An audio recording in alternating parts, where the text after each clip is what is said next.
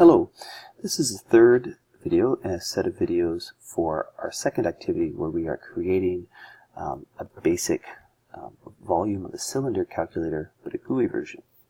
And I'm just going to run my previous step. And in our previous step, we kind of generated the front end. We could input the radius, we could input the height. We have an output box that we can't click in. We have a button we can click. And we have this high contrast button we'll do something with a little later. But it's just the front end. It doesn't actually do anything yet. We also have, now I'm going to jump into my code. Here's the code from step 2. We also have this function that is our calculate the volume of a cylinder function. So what we're going to do in this step is we're going to bind a function to the button. And what does that mean? It means that we're going to set up our program so that when you click the calculate button, it runs a function that actually does that for us. It's called binding a function to an event.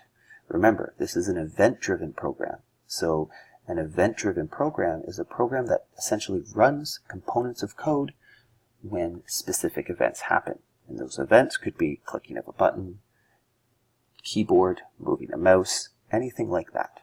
It could be a timed event even. So with that said, let's dive in. So I'm going to highlight all my code from step 2. I'm going to make a new file, and I'm going to save this as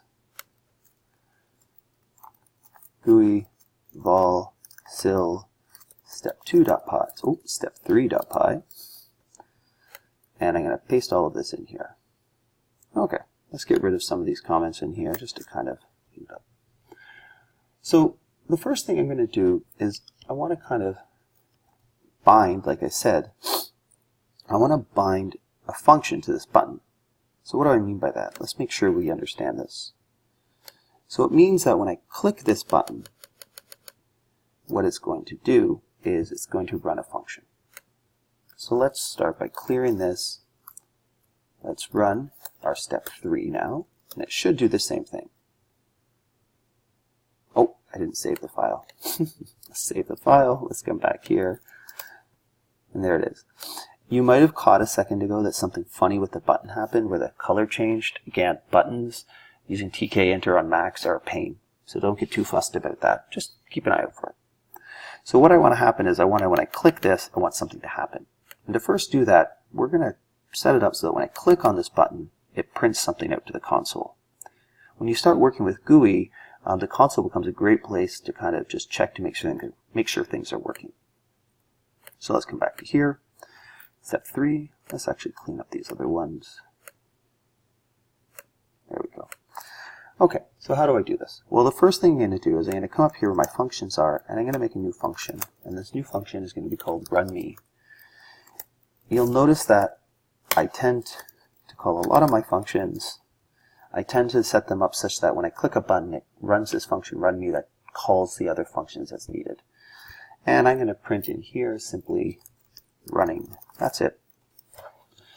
So I now have this function, but I have to create an association between the function and the button.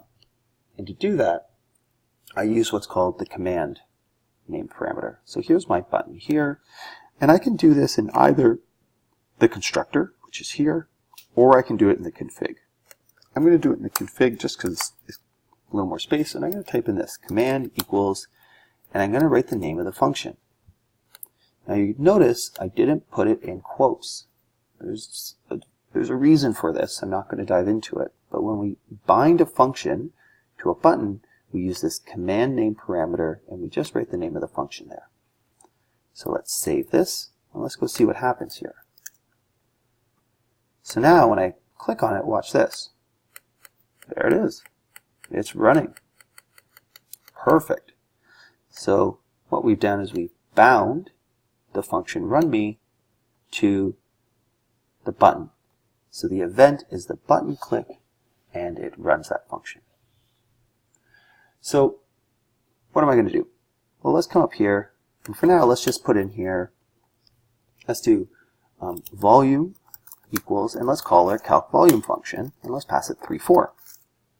And let's print out the volume. So essentially, every time I click the button, it's going to run this function, it's going to invoke my function, calc volume cylinder, which is up here. It's going to run through it and then come down here and print it out. So let's save it. Let's clear this up. Let's bring this up a little bit just so it's a little easier to kind of, there we go. And now, and so what should happen when I hit calculate is I should see on the screen here the volume of a cylinder with a radius of 3 and a height of 4. Let's see. There it is. Perfect. Now obviously that's not what we want to happen. What we want to happen is we want the value inside here to be pulled, the value inside there to be pulled, and then the calculation to happen, and then the output to the screen. So let's make that happen. So we come back to here. So how do we do this? Well, the way we do this is, remember how our widgets all have variable names associated with them? Well, it turns out we can use those variable names and call what are called instance methods. And what an instance method is a method that behaves on a variable. So in our case, I'm going to create a variable here called r, and I'm going to say radius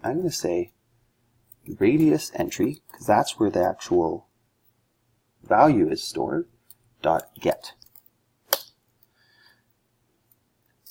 And let's do this now. Let's just save this and see what happens. Let's go back and let's just kind of see what happens here. Oops, there we go. So my program runs, I put a number like 3 in here, I hit calculate, and I get this crazy long error. Alright, well there's 2 errors here. So let's clear up the easy one first. The easy one is this, print volume. Well, there's no volume variable, so it's saying, what are you doing? So let's get rid of that. So let's come back here, and let's kill this. So I'm going to pull up this. There it is. Let's run this again. And let's put a number in there, and let's hit calculate, and I get another error. Oh, I didn't save it. Oh, let's save this. Let's try this again. Alright. Thank you for your patience. Let's clear this up. Alright, so if I run that, there it is. I'm going to put a 3 in here, hit calculate, and it runs. Perfect. Okay. So now, let's do our next step. So our next step is to understand that the get function actually gets the value from the entry, but it's important to understand that it gets the value from the entry as a string. Remember, it's a string, I can't do math with it. So what I'm going to do is I'm going to cast it to a float. So I'm going to cast r to a float.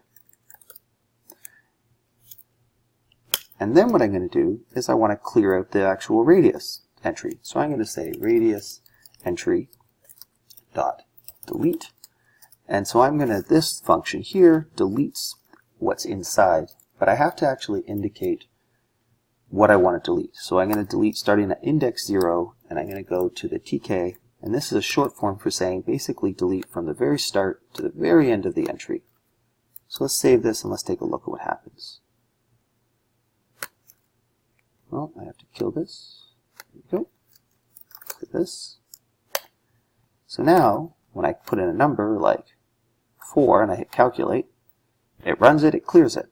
If I put in 4.67, no problem. I do have to be aware though that if I put something like cat in, I have an error, which we're not going to resolve right now in this video. We're going to leave that for later. But the error is that I'm trying to cast the word cat to a float, which I can't do. Okay, so let's come back here. And now let's do the same thing for the height. So just in the interest of time, there it is. So I've taken the height entry, put it in H, cast it to a float, and I've deleted what was in there. So now what I can do is I can say volume equals calc volume cylinder, and I'm going to pass it R and H. And let's just print volume and let's see what happens here. So I come back here, give this a run. I put in 3 and 4. By the end of this, you're going to have memorized the volume of a cylinder with radius 3 and height 4. and prints the value. Perfect. But what I want to do is I want to print the value inside my output box. So let's come back to here. Let's hit enter a couple times. And how do I do this? Well, let's do this. I'm going to pause the video now and wrap this up. And then I'm going to continue this with a part 2, just because this video is running a little long. I hope this video helps. If you have any questions, please don't hesitate to ask.